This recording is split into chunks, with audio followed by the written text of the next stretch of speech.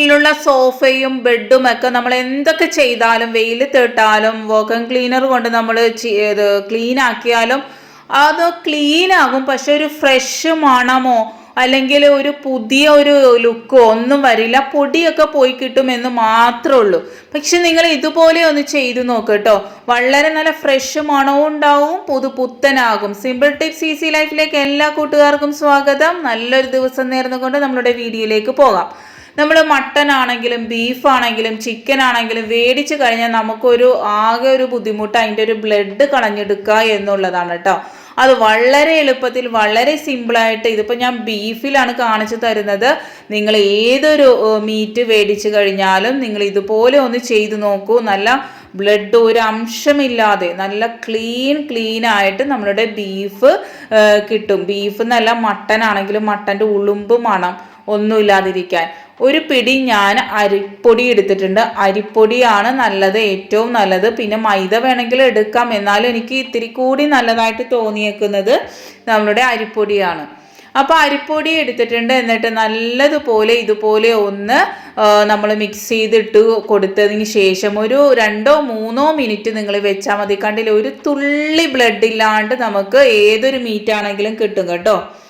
അടുത്തതായിട്ട് കക്കയിറച്ചി വാങ്ങുമ്പോൾ ഏറ്റവും വലിയ ബുദ്ധിമുട്ട് അതിൻ്റെ ഉള്ളു ക്ലീൻ ചെയ്തെടുക്കുക എന്നുള്ളതാണ്.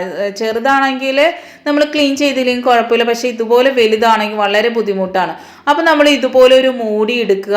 അതിനുശേഷം നമ്മൾ ഇതുപോലെ ഒന്ന് കിള്ളി കൊടുത്തു കഴിഞ്ഞാൽ വളരെ എളുപ്പത്തിൽ വളരെ സിമ്പിളായിട്ട് നമുക്ക് കക്കയിറച്ചി ക്ലീൻ ചെയ്തെടുക്കാൻ പറ്റും കേട്ടോ. നമ്മൾ ക്ലീൻ ചെയ്തിടുന്ന ഏത് പാത്രമാണോ അതിൻ്റെ മേളിൽ നമ്മൾ ഇതുപോലെ പിടിച്ച് വെച്ചിട്ട് ഇതുപോലെ നമ്മൾ കഴിയുന്നത് താഴോട്ട് ഇട്ട് കൊടുക്കുക. അപ്പോൾ നമുക്ക് വളരെ സിമ്പിളായിട്ട് വളരെ എളുപ്പത്തിൽ കക്കയിറച്ചി ക്ലീൻ ചെയ്യാൻ പറ്റും. നമ്മളിങ്ങനെ ചെയ്യുന്നതിന് മുമ്പ് അതിൻ്റെ മണ്ണിൻ്റെ അംശമൊക്കെ കഴുകി കളഞ്ഞതിന് ശേഷം മാത്രമേ കക്കയിറച്ചി നമ്മൾ ഇതുപോലെ ക്ലീൻ ചെയ്തെടുക്കാവുള്ളൂ കേട്ടോ. അല്ലാണ്ട് നമ്മൾ ആ മണ്ണോട് കൂടി തന്നെ ചെയ്തതിനെ പിന്നെ നമ്മൾ കുറേ കഴുകി കഴിയുമ്പോൾ അതിൻ്റെ കാൽസ്യം ഒക്കെ പോകും. അപ്പോൾ ഇതുപോലെ ഒന്ന് നിങ്ങൾ ചെയ്തു നോക്കൂ. വളരെ എളുപ്പത്തിൽ നമുക്ക് ക്ലീൻ ചെയ്തെടുക്കാൻ പറ്റും. വളരെ സിമ്പിളായിട്ട് എടുക്കാൻ പറ്റും. കുട്ടികളോട് പറഞ്ഞാൽ പോലും അവർക്ക് വളരെ ഇഷ്ടത്തോടു കൂടി അവർ ഇത് നമുക്ക് ചെയ്തു തരും. എന്ന് വെച്ചാൽ അത്ര വലിയ ബുദ്ധിമുട്ടൊന്നും ഉണ്ടാവില്ല. എന്നിട്ട് നമ്മൾ വേസ്റ്റ് ഇതുപോലൊരു പാത്രത്തിലേക്ക് ഇത് നിറഞ്ഞു കഴിയുമ്പോൾ ഒന്ന് ഇട്ട് കൊടുക്കുക. വളരെ എളുപ്പം ചെയ്യാൻ പറ്റും.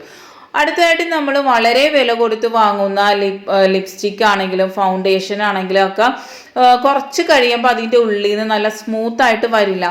നമ്മൾ നെക്കിയാലും കുറച്ച് കട്ട പോലെയൊക്കെ വരും. അങ്ങനെയുള്ള പ്രോബ്ലം നമ്മൾ ഷെൽഫിൻ്റെ ഉള്ളിലൊക്കെ അടച്ചൊക്കെ വെക്കുകയാണെങ്കിൽ അങ്ങനെയൊക്കെ വരും. ആദ്യത്തെ ആ ഒരു നല്ല രീതിയിലുള്ള ആ ഒരു ഇതായിട്ട് വരാതിരിക്കുമ്പോൾ അത് ഏതൊരു കമ്പനി ആണെങ്കിലും കേട്ടോ, നമ്മൾ ഇപ്പോൾ കുറച്ച് നാൾ ഒരു 6 മാസം 7 മാസം ഉപയോഗിച്ച് കഴിയുമ്പോഴത്തേക്കും ഈ ഒരു അവസ്ഥ വരാറുണ്ട്. അപ്പം ഞാൻ ചെയ്യുന്നത് ഇങ്ങനെ കേട്ടോ, ഒരു ബൗൾ എടുക്കുക. അതിനുശേഷം നമ്മളൊരു നേരിയ ചൂടുവെള്ളം ഈ ഒരു ബൗളിലേക്ക് ഒഴിച്ചു കൊടുക്കുക.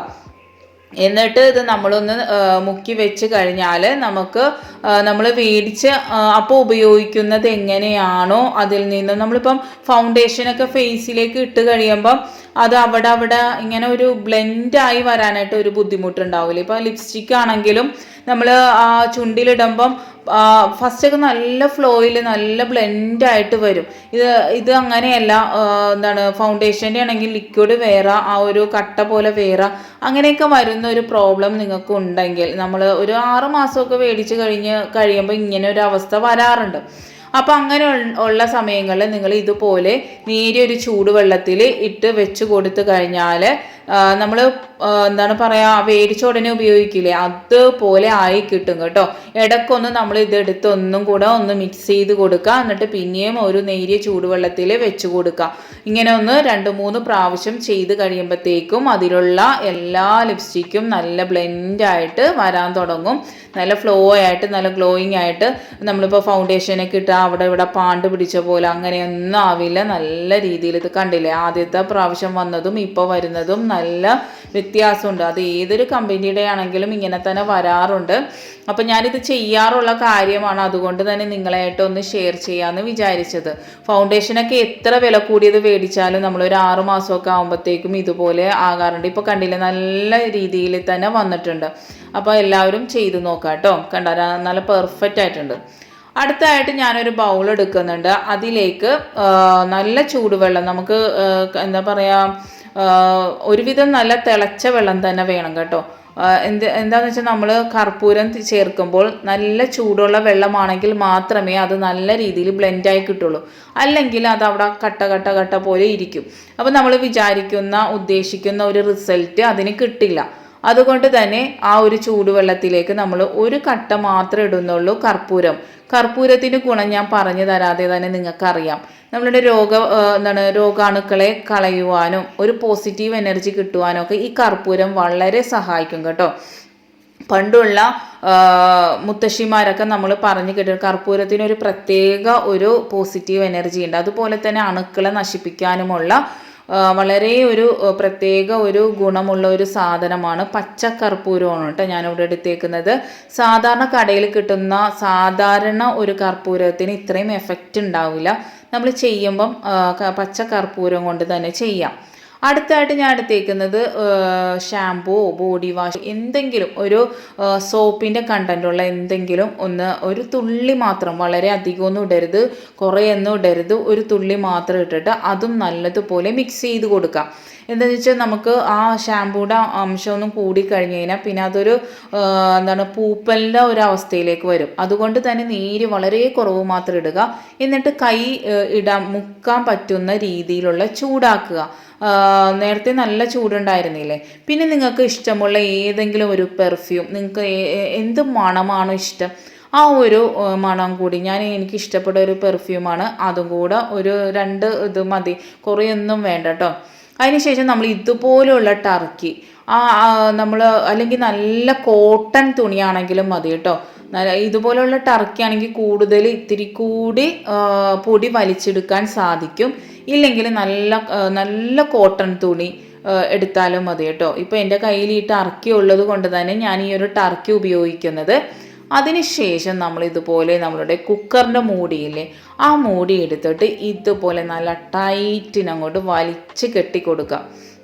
വെള്ളത്തിൻ്റെ അംശം തീരെ പാടില്ല. നല്ല രീതിയിൽ തന്നെ വെള്ളം പിഴിഞ്ഞ് കളയണം കേട്ടോ. ഒട്ടും വെള്ളത്തിൻ്റെ അംശം പാടില്ല. എന്നൊരു നേരിയ നനവ് മാത്രം പാടുള്ളൂ.